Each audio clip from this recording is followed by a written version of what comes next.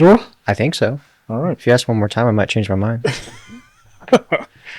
Okay, we just want to welcome Austin. Can you pronounce your last name? Galdames. But What he just said. yeah, Carlos Austin Galdames. Okay, Austin. I don't have any questions for you. Really? I have no questions for you. Okay. Wherever this leads, that's where we're gonna go. Okay. So you can start off by introducing yourself to whoever's watching and listening. Yeah. And just saying, like what it is that you went through. Yeah. And where you are now, and then we can start the conversation from there. Yeah, that sounds good. So I'm going to go about the way that I was taught in AA. So I am Austin, and I'm an alcoholic, grateful recovered alcoholic, and addict as well. And I guess that's essentially what I went through. And to this day, I think I'm 607 days sober. Ooh, Yeah. way to go. Coming up on, it wasn't my doing. It was not my doing. I tried doing it on my own for a few years and never worked out. So now I'm here, stand-up citizen of society. There you go. There you go. Progression. Yeah, yeah. So I guess let's talk about, you said that you had issues with drinking and you had an addiction to, I guess you could talk about, the alcohol or the drug use. Yeah. So it started when I was 17.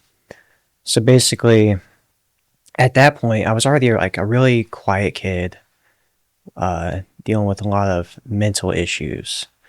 And I wasn't, by no means was I unintelligent, but I was pretty checked out from life already at that age. So I failed out of freshman year in high school twice.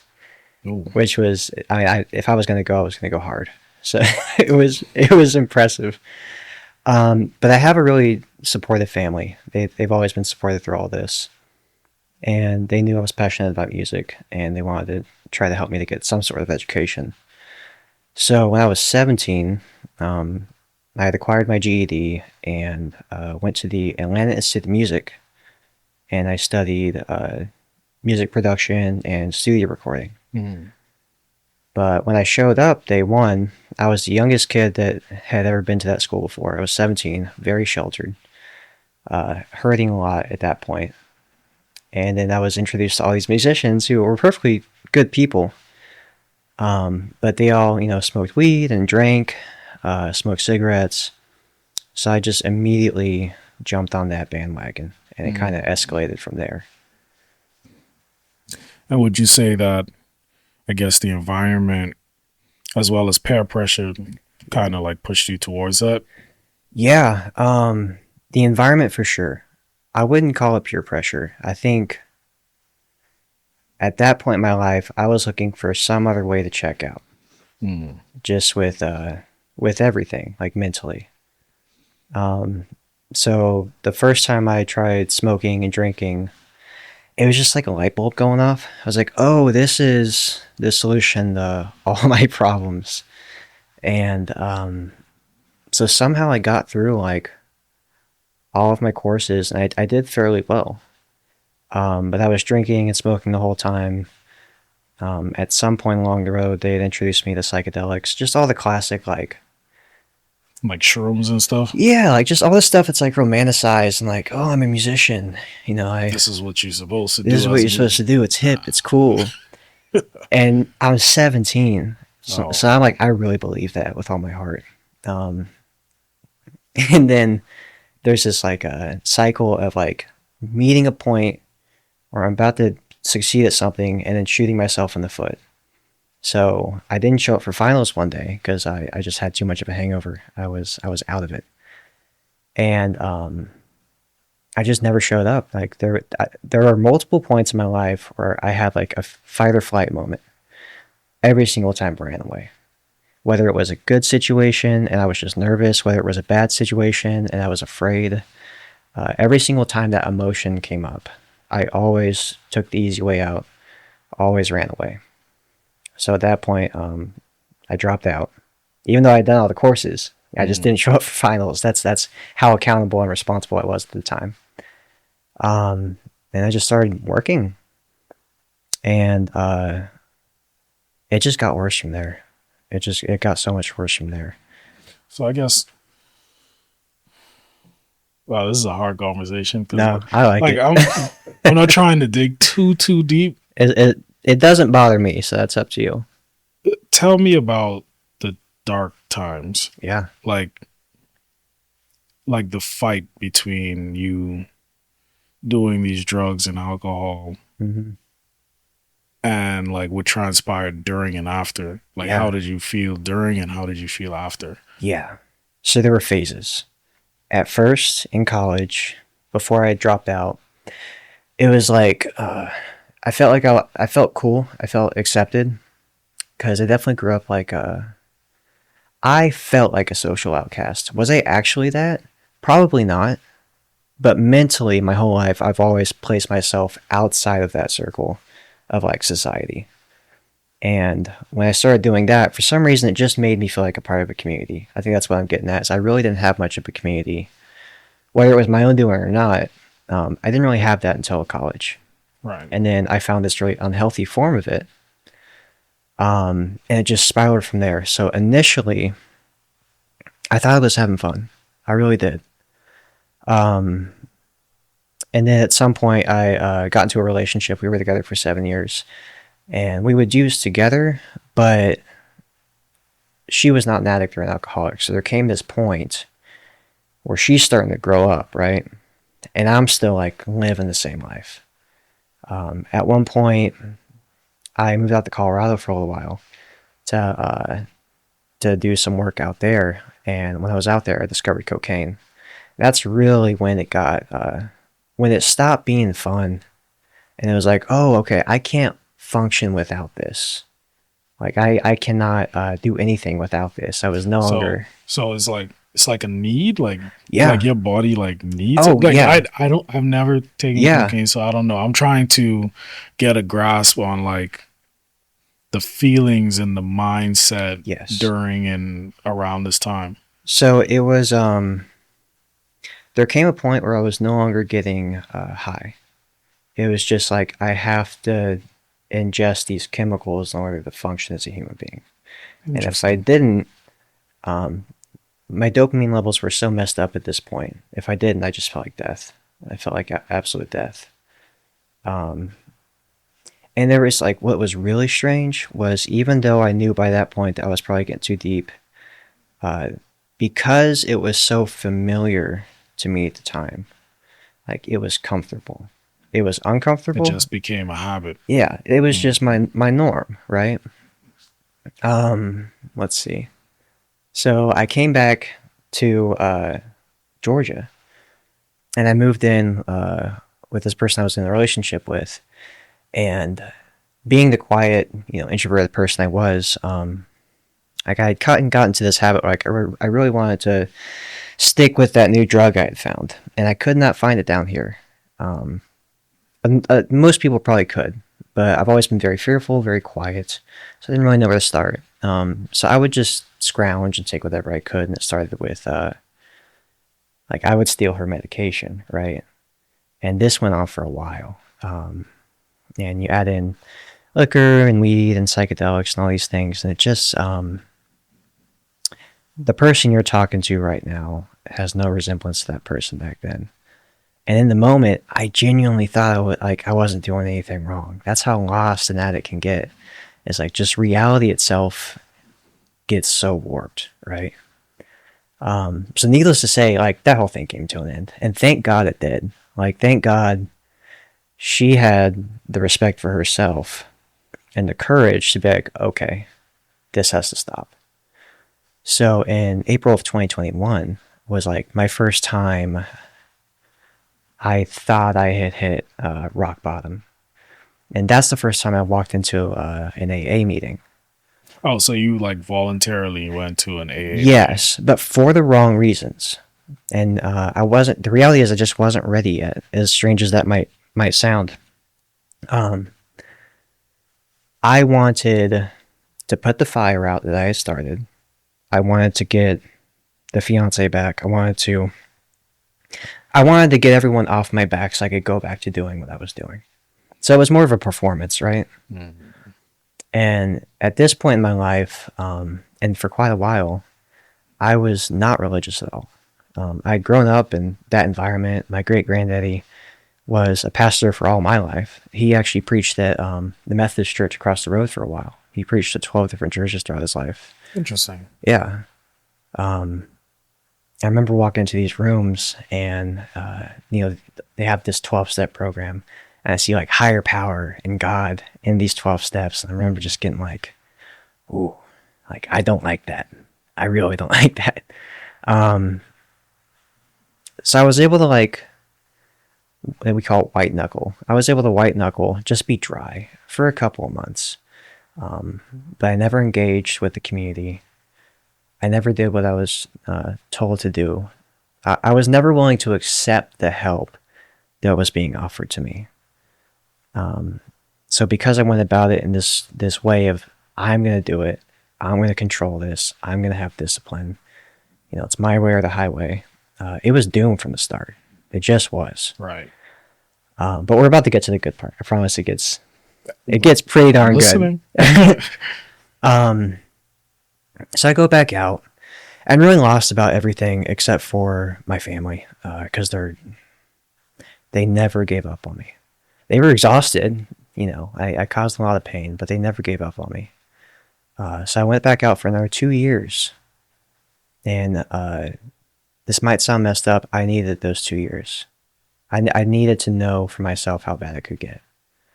Really dark places, a lot of suicidal thoughts, complete isolation, unable to sleep. And my tolerance gets so high for drugs and alcohol at this point that it's like, okay, I can't imagine life with the drugs and alcohol. It's hard feeding the addiction. Yeah. It's this weird paradox where it's like, I need it to survive, but if I keep doing it, I'm not going to survive. But in February 21st of last year, 2023, it was interesting. You'd think there would be like a big, blowout that would cause me to finally ask for help. Kind of just petered out. I kind of just ran out of okay, I've tried doing everything under my willpower. I've exhausted my options. I'm going to ask for help. And my family helped me find a rehab called Penfield. And I went there. It was a 6-week program. And I remember talking to my family and being like, okay, I'll go. But I'm not going to make any friends. Because I just grew up so quiet and afraid of people. And selfish, honestly, even though I couldn't see it at the time. And I show up there day one. And I just walk into this huge rehab facility with just complete strangers, which is my nightmare. That's hell on earth for me. But after a couple of days, I realized pretty quickly that was the first time I'd ever felt like I belonged and people understood me, and I did not have to explain nor defend myself. I quickly realized that I am not unique. There's nothing special about me. I got to go in there and be with other men who had gone through exactly what I went through, and we were all heading the same direction. We wanted to be better. And that was the first time I was a part of a really vulnerable, authentic, good community. And I'll tell you what, that's part of what this podcast is for. Yeah. Because the help that you got in private, yeah, just you sitting here telling your story is going to help somebody else. I hope so. Because there's probably people out there, not even probably, there are people out there. Absolutely, yeah. Who watches podcasts who might be going through the same thing that you are, who have suicidal thoughts, whose tolerance is super high, and they're at that space where they just keep fiending for more, losing relationships with family and friends, and they don't have anywhere to turn. They're at their darkest point. So just you being able to talk about that, where you where you've been to where you're going to where you are right now Yeah. is not just inspiring, it's motivational because you're now motivating someone to get help. You're inspiring someone to actually take the time and receive help. That's the hard part. So like I guess tell me about like how did relationships with family and stuff like that. Mm-hmm. I know this must have been a tough time dealing with the reactions from family Yeah. then versus now. You're probably like this hasn't been that long ago. So family is No. still kind of like, you know, It like takes time. they might show love, Yeah. but you still get like, you know, the stares and stuff like that. Yeah. Like talk Which to me is about fair. That I used to be. I remember, they came and visited me in my 4th week in rehab, and I got upset because I thought I had magically changed. Right. I spent 10, 11 years in active addiction, and I'm still delusional. I'm just getting clean for the first time ever. I'm like, why don't they trust me? Why don't they think I have good ideas? You know, why do they seem hesitant around me? I look back now, I'm like, it takes time. Like 6 weeks is not going to undo a decade of that. Right. just absolute nonsense, right? They loved me dearly, but they had to start loving me at a distance during active addiction. I was very manipulative. I stole. I lied. I would disappear for days on end and come back, acting like nothing ever happened. I would drive blackout, like all these things where they had to protect themselves, but still find a way to like be there for me when I was ready to ask for help. So there came a point where they just had to take a step back and be like, okay, you know, we're gonna pray, and we'll be waiting. But you can't put a person in a chokehold and make them get sober. Right. They have to be ready themselves. Nowadays, it's very different. It's very, very different. I'm known as somebody that I do what I say I'm going to do. And people call me for advice.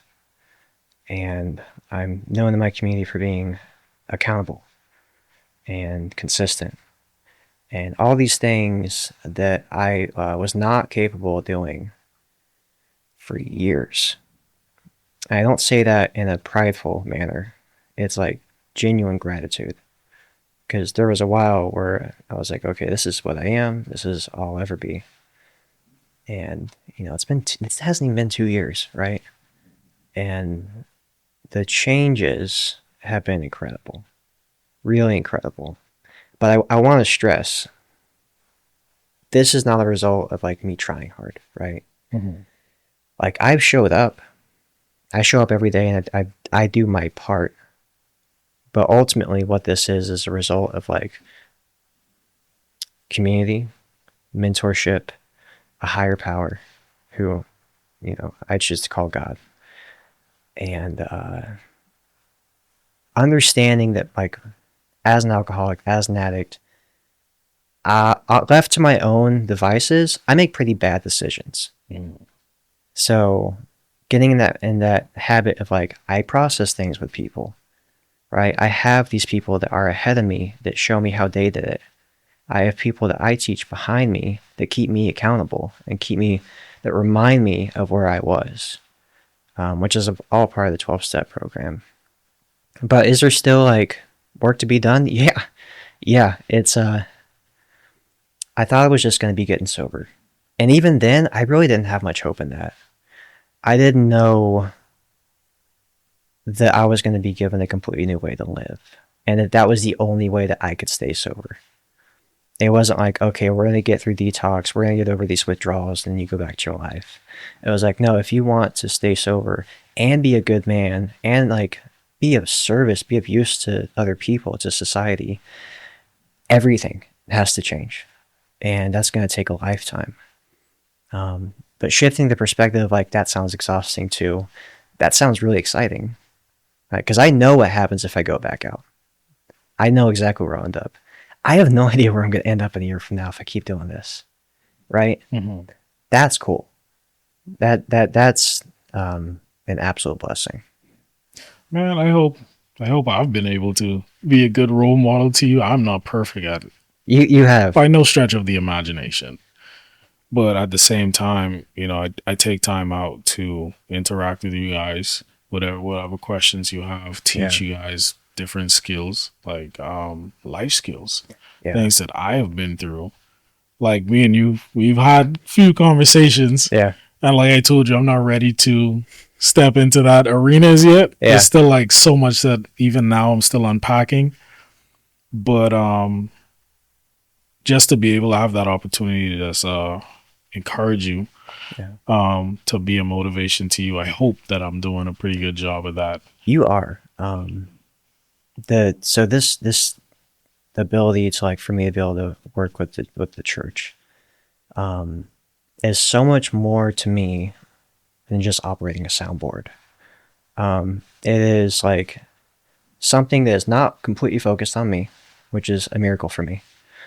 It is my passions for my faith and music combined into one, with a healthy community, with people that genuinely care. Like, that's it's like the absolute core result of, like, these last 2 years. It's like, oh, I get to show up and, like, operate a soundboard and look cool. It's like, oh, I get to go do something that I would have never been able to do 2 years ago. It's of use to others, and it's, like, wholesome, and I get to, like, experience God. And so there's so many little interactions like you and Ashley and, like, others and our team have with me. You don't realize how life-giving it is. Because I can be quiet. I know that. To this day, I'm very reserved. Well, I know that. Yeah, I mean, come on. But That's why I pick on you. yeah, it's good for me. I'm getting better at that. But yeah, it's a lot more than just like, oh, I get to keep track of, like, compression. Oh, It's a lot more than that. yeah. Compression and gates. Yeah, exactly. Well, man, I'm proud of you. A year plus sober. Like you said, you don't know what the next year is going to bring. But we can assume. We Yeah. can assume that you're gonna stay on the right path. We're here for you. Everybody here. That's myself, Ashley, Kevin, whoever. You can give us a call if you're having a bad day. I will take time out and talk to you. You know that. I do know that. Like, I will go out of my way. I might pick up the phone the first time. I'm famous for that. Not by choice. Not by choice. Like, I'm usually busy, but if I see a missed call, I'll definitely call you back I know. in, like, as quick as possible. I guess now, like, we've gone through the hard part of the conversation. Yeah. Like, I don't want to dig no deeper than where we already. It gets deep. I know. Okay. So basically, I'm gonna just talk to the audience right quick. If you are going through the addiction, the alcoholism, and just having suicidal thoughts or anything like that, I'm here to let you know that there are people that can help you. I don't know the name of the hotlines. He might be able to tell you, which I'll ask him in a minute. But there's always someone out there who cares for you, who's going to help you, who's going to encourage you, inspire you, motivate you to make the right decisions. So you're not alone. You're not in this fight alone. There's a lot of other people that have been in your same shoes. Austin is an example of that. So Austin, I don't know if you want to tell them. Like, we're based in Atlanta, Georgia. Well, right now we're in Dunwoody, Georgia. But I guess he'll tell you, just based off of the proximity of where we're at, where you can find help if you're in the area. Yeah. So, if you are struggling with alcoholism and addiction, there is a whole world out there, just lined up around the door waiting to help you. And the cool things about places like Alcoholics Anonymous or Narcotics Anonymous, we have places not only all over the country, but all over the world. All you have to do is go Google AA, and you can find local meetings. There's generally, depending on where you are, there's multiple meetings a day. You're bound to find a meeting. If you don't want to go anywhere, if you're not comfortable with that yet, there are online meetings you can attend. And just listen. Just listen. Listen to these people and be willing to take some direction, because I get that it's scary. I really, really get that. If you feel like you need more help than that, there are resources out there. There are rehabs. There are detoxes. I would really encourage starting with getting to know other people who have gone through what you have gone through, because more than likely they have gone through those steps as well, and they can point you in a more specific direction depending on where you are. If you're in the Georgia area, there are places like Penfield and like MARR, MARR. There are rehabs. There are excellent places to go to get that initial early recovery help. There are sober livings like Perimeter Recovery based out of Chamblee, Georgia. That's the one I went through. I went there for 10.5 months. There are people out there that want to help you. And it helps us too to be able to carry this on. So just reach out to your local community. I assure you it is there. And if you're not ready for that, just find a meeting online. If you're feeling suicidal, call the suicide hotline. Talk with them. If you need medication, you got to get your meds right before you start figuring this stuff out, or else you're trying to sprint on a broken leg. But the help is there. No, thank you for that. So, I guess we jump into, the last section of this. I don't want to, take this too long. Yeah. But what comforts you now? Now that you're in the place that you're in, what gives you comfort? I know that you make music, so that's probably what it is. But I'm still gonna ask the question: what gives you comfort in this time frame? That's a great question, actually. It's funny. Naturally, being an introvert, you wouldn't think that being with people would be the answer. But that becomes the answer more and more every day. Being with good people. Surrounding myself with people that I want to be like. And being able to help others. And I realize that sounds cheesy. I get that. But there's absolute truth in that. And then sometimes I need some quiet time. So being intentional about getting that rest. It's so easy to space out looking at my phone or watching YouTube, which aren't inherently bad things, but nowadays I think there's just a lot more intention behind that rest. So it's okay, I'm going to go on a walk, or I'm going to read this book that's life-giving, right? I'm going to learn how to just sit. Just sit and be present. But this church gives me comfort. My recovery community gives me comfort. And ultimately, God. I mean, that is the ultimate comfort. There's no getting around that. The blessings that I have received, I do not deserve, and I could not have foreseen. Had you asked me 2 years ago what I would like out of sobriety, I would have sold myself short. Absolutely. Everyone in recovery does that. We have no idea, what is set up for us as long as we just keep showing up and doing the right thing. Or doing the next thing right. I feel like doing the right thing can scare a person into making a decision. Just do whatever's next. Just do that right. Just do a good job at that, right? And God's got you covered. So that's the ultimate comfort, is knowing that I'm not alone anymore. I never have to go back. And God's got my back. Man, I heard something from, can't remember who it was, someone on YouTube.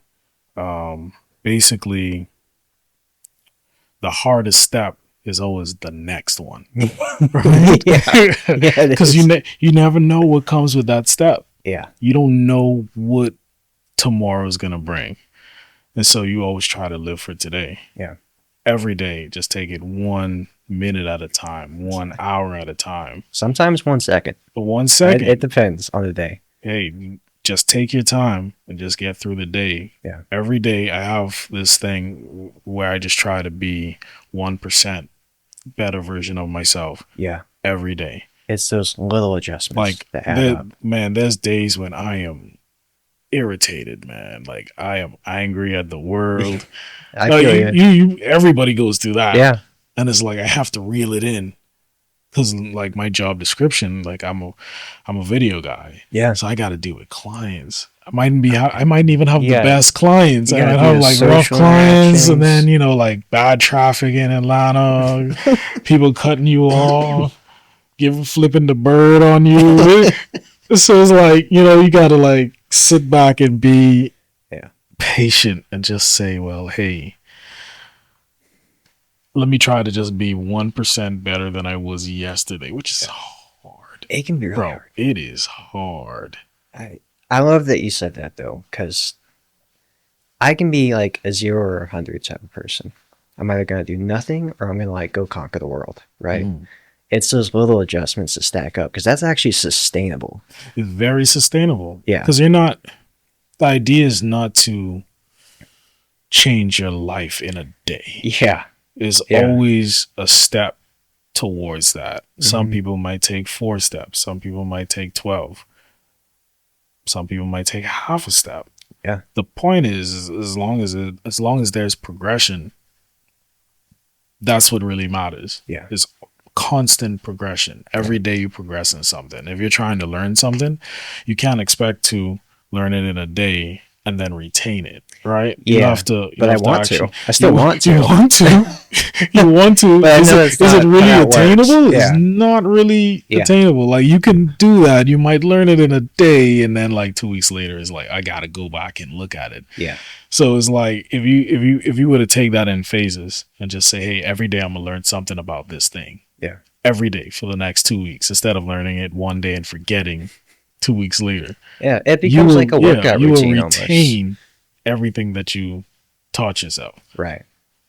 So that's Travano's 5 cents. I want to hear a little bit more about this. Okay, so I have a question that I ask everybody at the end of the podcast. Okay. It's 2 questions. Man, usually I have them written down.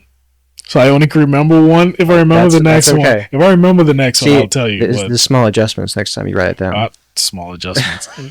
So one question is, Mhm.